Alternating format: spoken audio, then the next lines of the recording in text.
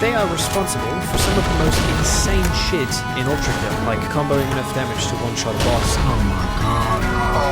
And leaving anyone watching to wonder, what the fuck just happened?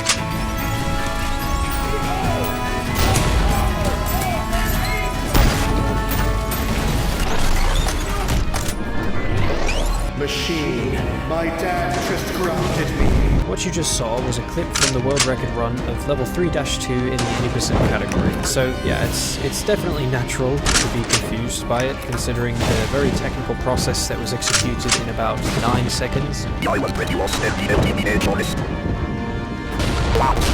why is that clip important? How does it even relate to the challenge I'm doing? Well, if you watch closely, you probably noticed that this player utilized a mechanic known as coin punching.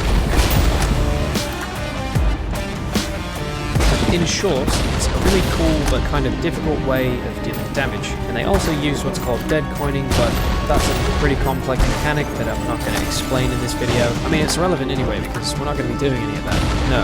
Today, I present to you a never-before-seen Ultra Kill challenge that will surely drive anyone who attempts it to insanity.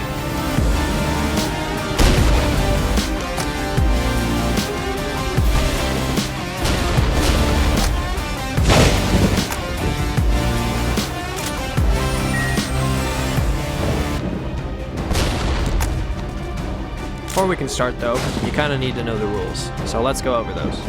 For starters, completion of the entire game is not required. Only levels that contain at least one boss enemy need to be beaten, secret bosses included. What makes this challenging is your very limited firepower.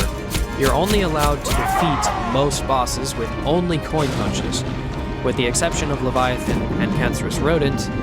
More on that later.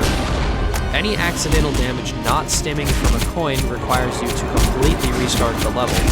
This includes parrying, ground slamming, directly punching, shooting, and any other kind of non-coin punch damage that comes directly from you. Just to clarify, yes, chargebacks are still legal.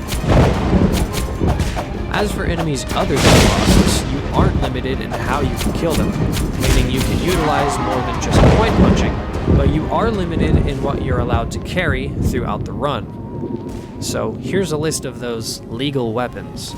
The Marksman Revolver, for the coins, obviously, the Feedbacker Arm, for punching those coins, the Knuckle Blaster Arm, for breaking through glass and weak walls, and the Whiplash, for coin juggling. So just the Marksman and the first 3 arms are the only things you're allowed to have equipped. Oh, and last but definitely not least, you are required to P-rank every level you complete throughout this run.